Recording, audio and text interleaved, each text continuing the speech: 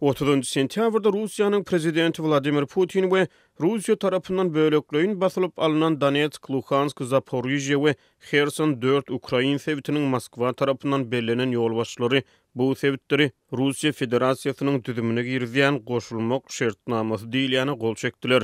Putin Kremlde geçirilen davaranyň açylyşyna sözlän sözünde Sowet Soýuzynyň dargamagyny tragediýa adlandyrdy we Kommunistik partiýanyň liderleriniň adat halka sala salmazdan Sowet Soýuzyny dargatmak barada karar kabul edenliklerini aýtdy. Luhansk, Donetsk, Zaporojye we Kherson sewitlerinde ýaşaýan adamlar inni Russiýanyň raýatlary boldular diýip Putin aýtdy. Davaranyň öň ýany Russiýanyň parlamentiniň aşağı köýüniň başlygy prezidentiň 4 sewiti Russiýanyň düzümine kabul etmek meýilnamalary barada palatany habarly edenligini aýtdy.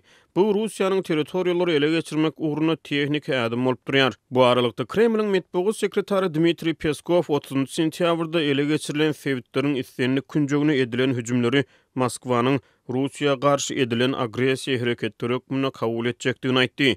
Şeride Peskov bu kararyň çäklerini Russiýanyň Ukrainanyň Rus güýçleriniň gödäwçiligi astyna bolmadyk değişli böleklerini öz düzümine de ýure birikdirýändigini aýtdy. Kremlde geçirilýän dawara 4 Ukrain sewitine Moskwanyň belläň ýolbaşçylary hem gatnaşdy. Dawara Gyzyl meýdançyda geçiriljek aýdymsaz konserti bilen utgaşar. Putin Ukrainanyň Kherson we Zaporojye sewitleriniň garaşsyzlygyny birazdan 30 sentyabrda gol çeken kararlary bilen ikrar etdi. Bu kararlar Ukrainanyň basylyp alynan iki sewitiniň Russiýa tarapyndan anneksiýa edilmegine ýol açýan araçy ädim bolup durýar. Bu kararlar Putiniň Ukrainaga garşy girişen çoluşynyň edil öň ýany Luhansk we Donetsk babatda ädimlerine meňdýär. 4 sewit Russiýa bilen 2014-nji ýylda Moskwa tarapyndan bekanun anneksiýa edilen Krim ýarymadasynyň arasyna möhüm guryer geçirgesi bolup durýar. 5 sewit bilelikde Ukrainanyň umum çäginiň 20 götürümini emele getirýär. Öz goşunlary soňky bir näçe hepde bäri üstünlikli garşylyklaryň hüjümleri amala asyrýan Ukraina prezidenti Volodymyr Zelenski bu ädime berk jogap gaýtyryljakdygyny wada berdi. Hem de gorunmak we howpsuzlyk başlyklaryny adatdan daşary ýygynaga çagyrdy. Zelenski özüniň hem de harby ýolbaşçylaryň ýurdun ýaraly güýçlerini ýara bilen üpçün etmegi şeýlede Russiýanyň bundan soňky planlaryny ara alyp maslahatlaşan ony Telegram arkaly aýtdy. Birleşen Ştatlar we Birleşen Milletler Guramasy 29 sentyabrda Russiýanyň kabul ediş dawarasyny geçirmek meýilnamalaryny berk ýazgyrdy. Dawara 4 Ukrain sewitine geçirilen we Gunwatar ýurtlarynyň galpy adlandyran ýöne Moskwanyň sewitleri bilen ýolbaşçylarynyň Russiýa birikmek meselesiniň güýçli goldaw tapan onaýdan referendumlarynyň ýygyny geçirilýär. Britaniýanyň premier ministri Liz Truss Putini özüniň wekilçilik edýändigini aýdýan Ukrain halkynyň durmuşyny açaçan äsgermezlikde tanqidlady. Birleşen Şarlyk ol adamlaryň öz ýygytýarly erkini asla ünsden düşürmez we Donetsk, Luhansk, Kherson we Zaporojye sewitlerini Ukrain territoriýalaryndan başga ýurdun territoriýasy hökmüne asla kabul etmez diýip ol 30 sentyabrda aýtdy.